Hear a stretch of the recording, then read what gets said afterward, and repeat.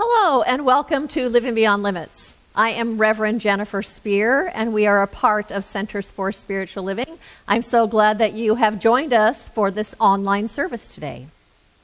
I'm going to begin the service today by reading to you our mission statement.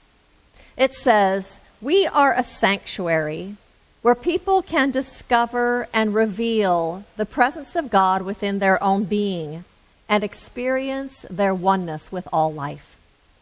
Through the realization of this inner presence of love and peace, we give way to the evolutionary impulse of the divine and become a beneficial presence in the world." So that's what we're doing here at Living Beyond Limits, is we are awakening to the fact that that divine presence lives within us.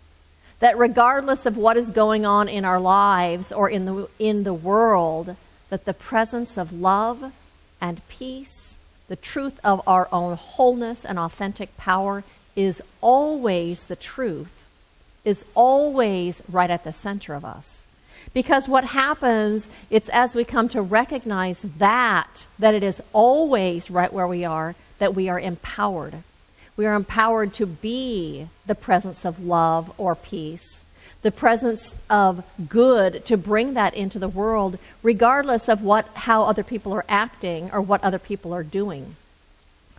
It puts us in a place of being a beneficial presence in this world because we come to the world differently. And as we do that, we affect the whole because we are all connected to each other and part of this collective consciousness of humanity. And so I say thank you for answering that call of your own spirit to walk this path and to bring your own light and the good that God is from within you into this world in a way that is a blessing. And so you're in for a big treat today. We have a guest speaker. My best friend, Reverend Tracy Earlywine, is going to give the talk today. And Pat Richards, who is a practitioner in Whittier, is going to do our invocation and lead us and do a contemplative reading. So I invite you to enjoy them, and I invite you right now to just begin to kind of settle into yourself and allow the sound of this bowl to just assist you in slowing down and in moving within to that place of stillness within you. The place that is not of this world, but is your own divine essence.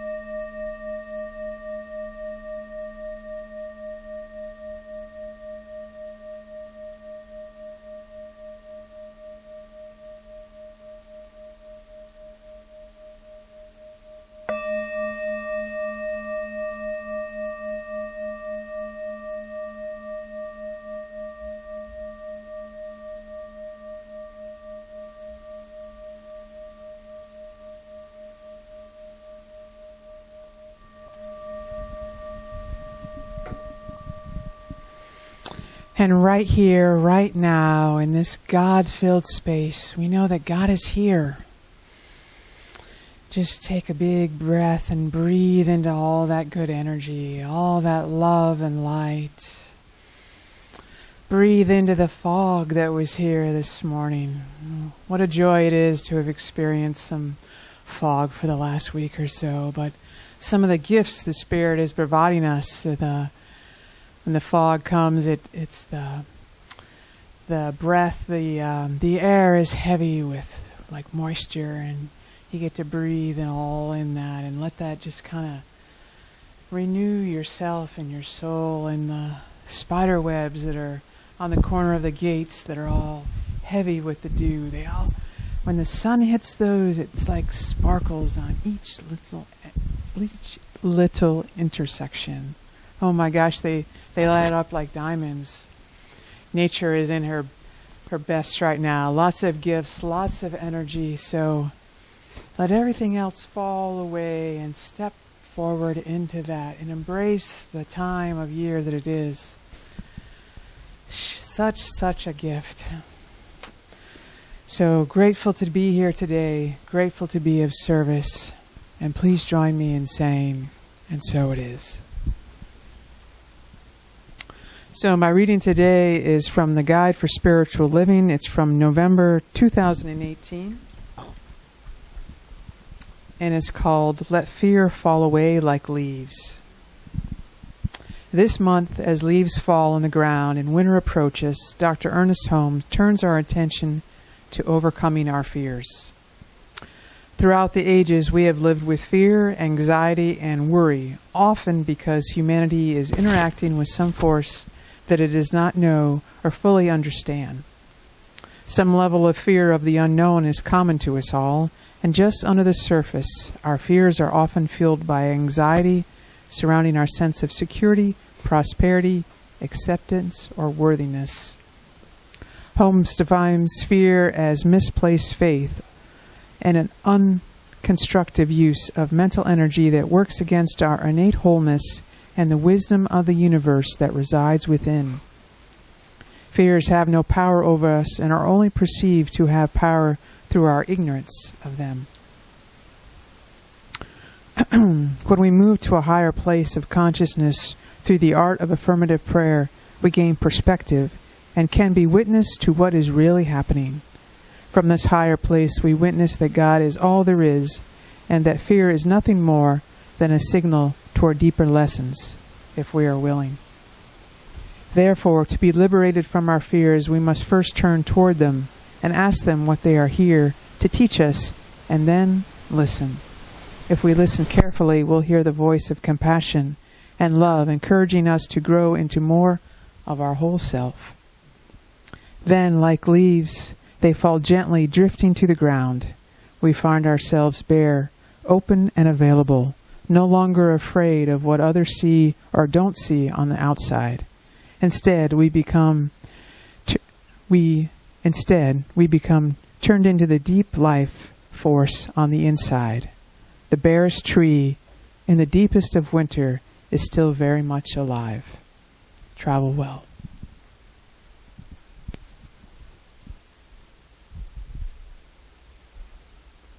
Thank you. That was perfect.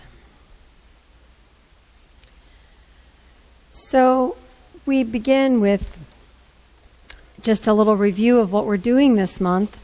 We're talking about exploring how to bring our spiritual truth to difficult conversations. And this week we're looking at the power of finding common ground. You know, a lot of times we get into a discussion and we come in with helpful information. And then other times we start a conversation because we need to say our point of view. And then there are times that we start with questions and authentic curiosity, and then other times we come in and we're already expecting a fight. We often forget that we share common ground even with our so-called enemies. And so today we're going to talk about the power of common ground. And what does it mean to bring your spiritual truth to the table? Well, first of all, you have to know what your spiritual truth is, right? What is that spirit within you, that place in the very center of your being, where Howard Thurman used to say, you center down. In other words, to go within, to let the world go for a moment, and simply be in that place of the heart, which is love and peace, a deep joy, that inner wisdom, that richness of life that lives within each and every one of us. That is the place of power within us. That is the ultimate common ground, because that space is within each of us.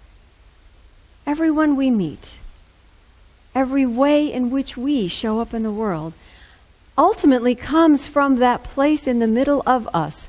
But as you know, it gets covered up and distorted, and we get distracted. And what comes out of our mouths sometimes has no relationship to the love that is within. So to begin a difficult conversation requires that first we know who we are in the greater sense, in the bigger picture, in this place of ultimate love. Now the thing is, usually if we're arguing with somebody, or if we're in conflict, or if they're really just making us angry, or we're shutting down, or we're withdrawing, we're not aware of that center space at all. There's no sense of something bigger than I am at work if I am in resistance, or I'm holding a grudge, or I am feeling resentful.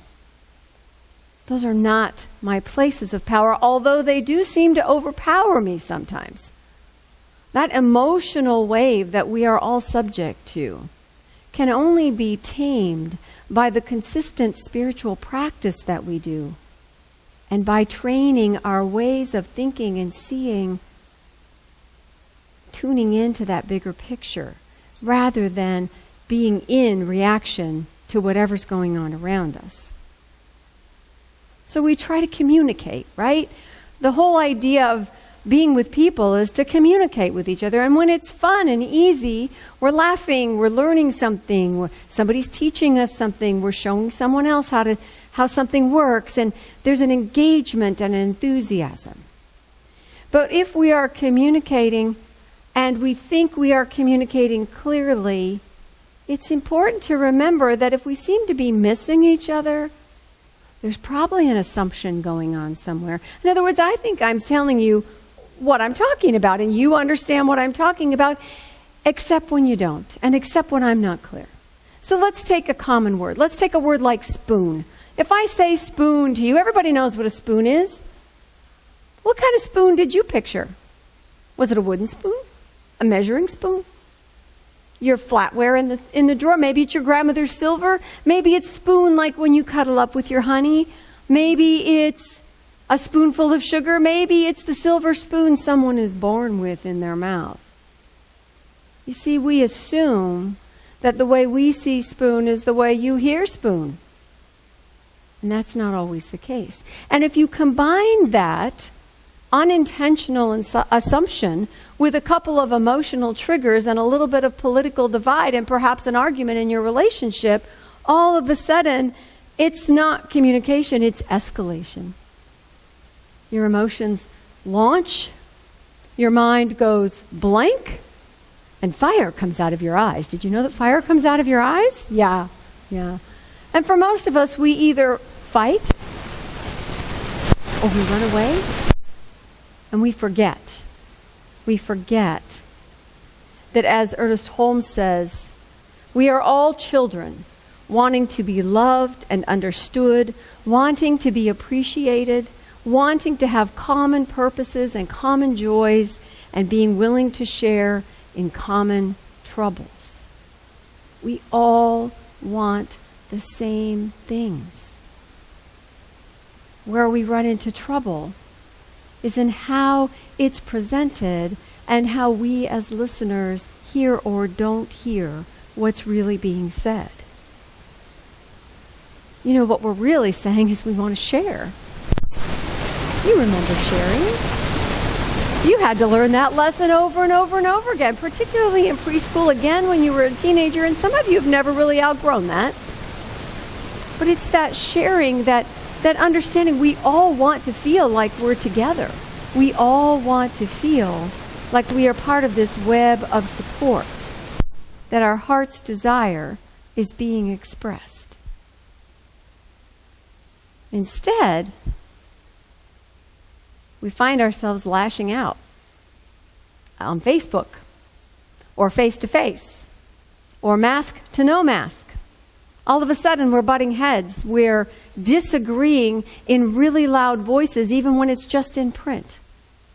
The escalation continues within, and we move into that fight or flight because the ego wants to be right, because when we're right, we're safe. When we're right, we win. And everybody wants to be a winner. Nobody wants to be a loser. And this tug of war between the heart's desire and the human need to have a position and hold it causes us stress and anxiety. It causes us to worry. It causes us to be angry. And it all comes from that ultimate fear of not having enough, not being enough, losing what you do have, losing who you are, needing to be seen and heard, just as children need to be loved and accepted. Peter Welch says that there's a tendency in politics, and I would say there's a tendency in everything, to attribute bad motivation much too quickly. And the sooner you attribute bad motivation to someone you disagree with, the harder it is to find some common ground in order to make progress. So you see, when we're in that fight or flight, when we're angry, when we're lashing out at people, and there's name calling and there's bullying and there's you're so stupid, and how could you possibly think that way? And you look at your family members and go, were we raised in the same house? How did that happen? When you feel like you are at polar opposites with an idea or a person, it's really easy to decide that they're doing it for nefarious reasons, that they're out to get you, that they have no respect for you. In other words, we take it personally. And really what's happening is that person speaking from their point of view is just different than you speaking from your point of view. And as we know, especially in science of mind, that the way we look at things, the things that we look for, are the things that we find. And so this arguing, this pushing, this pulling, this living in fear and acting out prevents us from truly finding common ground because we do not feel connected. When we are in fear, we can't hear anything or anyone else. And it's not just others. It's you too. It's me too. I too stop listening when I'm defending my position. I too will attack if I feel attacked, unless I remember that arguments start with opinions and conversations start with curiosity and questions. There's a great illustration of this principle in Alan Cohen's Daily Dose of Sanity. It's a great day book for a way to get a little inspiration every morning. And he's talking about the show that used to be on called Wife Swap. And if you remember, each week, two women would change families. They would trade places to see what it was like to live in another environment. And of course, because it's TV, they would pick the most opposite families you could possibly think of. A hippie mom and a materialistic yuppie. A ballerina and a Cajun swamp explorer. And he says, my favorite, a hardcore tattooed weightlifter and a fairy princess who conducts tea parties for neighborhood girls. Well, this isn't going to go well, right? So mom moves in. She's going to run the family for the time that she's there. And of course, the family is who they are, right? Both mothers freak out in their alien environments. They try to convert the other family, and of course they meet with resistance and conflict, and the host family resents the intruders, and eventually mothers and families relax a bit and begin to learn about each other and from each other. So Alan Cohen talks about how this actually is part of the law of attraction. Now you think, like attracts like, but there's a dynamic happening here, and this is the same dynamic that happens between us when we disagree or when we feel threatened by another idea or another philosophy. What happens is each wife and family harbored resistance to the opposite lifestyle. In other words, they weren't just happy with their own lifestyle, they believed that the opposite lifestyle was wrong. And they were proving it so by living at the other extreme. Far ends, far apart, polarities. This is why opposites attract when they do. When there is resistance, there is something to be learned. Where am I resistant in my life? Where are you resistant in your life? Apparently there's a lesson in there we're supposed to find. The law of attraction serves to create balance. It brings together people who do not like or understand each other so they can soften, open, learn, grow, and achieve harmony with their inner and outer worlds. If you hold a judgment or resistance against a person or an ideology, the universe will often move you to face that individual or belief, right?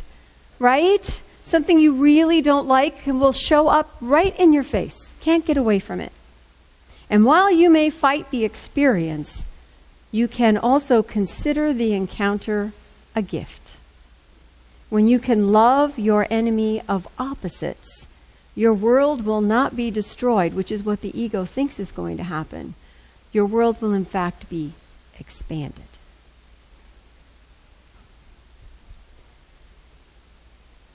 When I give up trying to force others to do things my way, I create space for something to happen, for something to unfold, for something to be learned.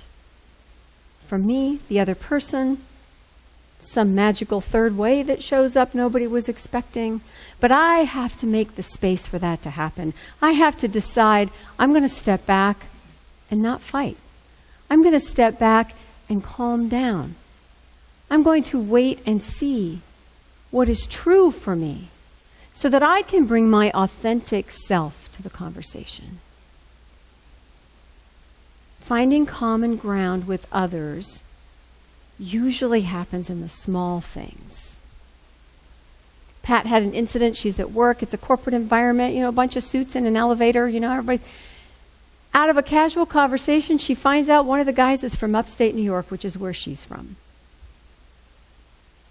It was a feeling of instant connection and camaraderie, and all of a sudden there were things to talk about, and this was a perfect stranger.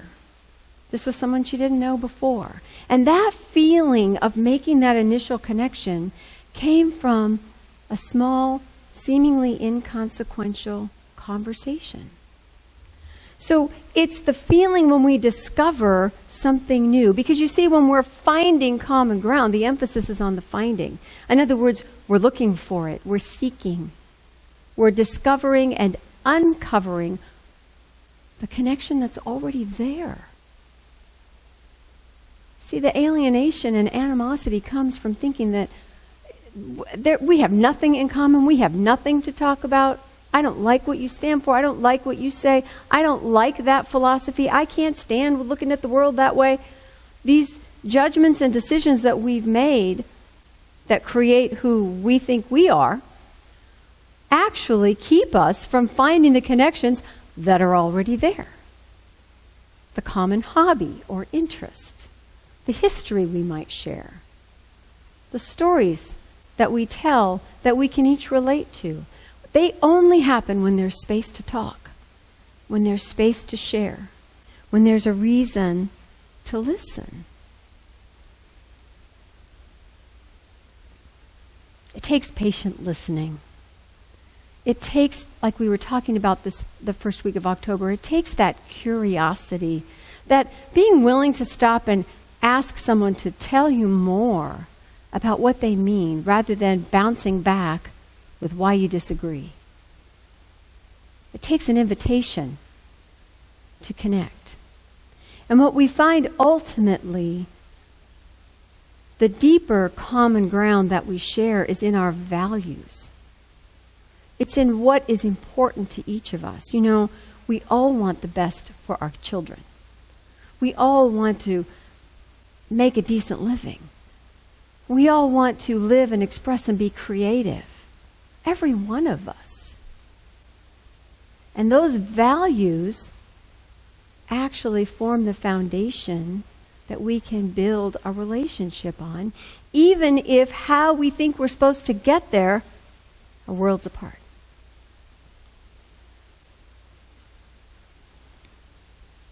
Central quote for today is from Jim Wallis. He says, "We can find common ground only by moving to higher ground." And sometimes that higher ground is that perspective we obtain when we go deep within to remember the love that is the energy of all life, of everyone's life. So before you go into battle with someone, center yourself in that ultimate common ground, that place within, that place where the power of life is right there inside of you, ready to be expressed. And if you're in the middle of conflict and seemingly so far apart, pause your own opinion for a moment. Pause your own opinion and seek to understand. Be curious. Ask questions. Affirm what you hear. Not agree with what's being said necessarily, but acknowledge that you heard it. Acknowledge that it causes someone else distress or that it brings someone else to peace. Acknowledge what you're hearing from the heart of the person across from you, even if you don't agree. And afterwards, move into that place of higher ground, of a higher perspective, a spiritual view of the unfolding of the big picture. What goes beyond this one particular conversation? Remember, we're uncovering what's already there. And even when it seems like we're so different, I've traveled this path of my life and I've ended up here, and you've traveled yours and you've traveled yours, and we're ending up in all different places, and we've all had these experiences. We bring our own baggage with us, as you know, and yet here we are in the same room facing each other. How could there possibly be common ground? We're coming from such different places. But listen to this. This is from Marcus Vitruvius Polio. And I apologize, I don't know who he is, but I love what he said. He says, astronomers have a common ground for discussion with musicians in the harmony of the stars and musical concords in tetrads and triads of the fourth and the fifth. And with geometricians, those people who study geometry, in the subject of vision, and in all other sciences, many points, perhaps all, are common, so far as the discussion of them is concerned. But the actual undertaking of works and its manipulation is the function of those who have been especially trained to deal with a single art. In other words, the experts have taken a deep dive into one subject, but that doesn't change the fact that all of the subjects share a language of harmony. Math and music, we hear of that being related to each other all the time. Kids that have music in school do better in math. There is an underlying language of life that we all share and understand, regardless of how specialized we are in our beliefs and our opinions and our actions. Our call is to open up to that harmony in a new way, to find that common ground within ourselves and to look for it with others. So ask yourself, how can you move to higher ground, to a place of harmony in your own life? Ask yourself, what step, large or small, what step will you take today to find or discover common ground with someone else? Power is already yours. blessings on your journey. Namaste. So if you will, join me in a moment of prayer. Taking that deep breath and allowing the words to simply fall away, and feel that sense of connection that you have with your own being. Breathing out of this body, in and out. Picturing the people in your life that you love. Feeling perhaps the breeze or the sun, whatever is moving around you. Taking in the sounds of the world. Know that right here in this moment, life is expressing around you, through you, in you. That each and every one of us is this life in form. And it is a life of love. It is a power and an energy of wisdom and deep joy. And it is an activity of transformation and evolution, always and in all ways. And so I speak my word for this perfect unfoldment of life. I trust and know that what appears to be chaos and discord is simply life expressing and seeking common ground. I trust and know that we are sure to find that common ground, for it is already in place as the very energy of life that each of us expresses. I choose to make room in my life for understanding, for questions, for curiosity. I allow my mental gymnastics to quiet down so that I might hear more clearly and pause in my own opinions and conclusions. For I know that the only conclusion there is love. And I know that I am called to express that love in ever greater ways, and it is sure to happen, for it is the unfolding of Spirit right here, right now, in me, in everyone, in our culture, in every arena of our activity on the planet. This love that transforms, this compassion that allows us to live with each other in peace, this place where I stand, which is holy ground, is common to us all. And in that knowing, I am grateful. I am thankful. I so appreciate that there is a place for me anywhere and everywhere. And I willingly, lovingly, and in kindness make space for everyone else to find their place. So trusting this energy of life that we are all in together, trusting this perfect transformation and unfolding and evolution of our world through each and every one of us, I simply allow it to be and release my word into law. For in God there is only perfection. It is all good and very good and getting better all the time. For this is truly our nature and the nature of life. And I simply let it be. And so it is. All right. I have an affirmation for you. If you would like to repeat after me, please. Nice and loud. I want to be able to hear you. We stand on holy ground. I actively seek to understand what we have in common so that we might live together in peace. And so it is. Thank you so much, Reverend Tracy, and thank you, Pat, so much. Both were just fabulous. And so I have just a couple announcements for you.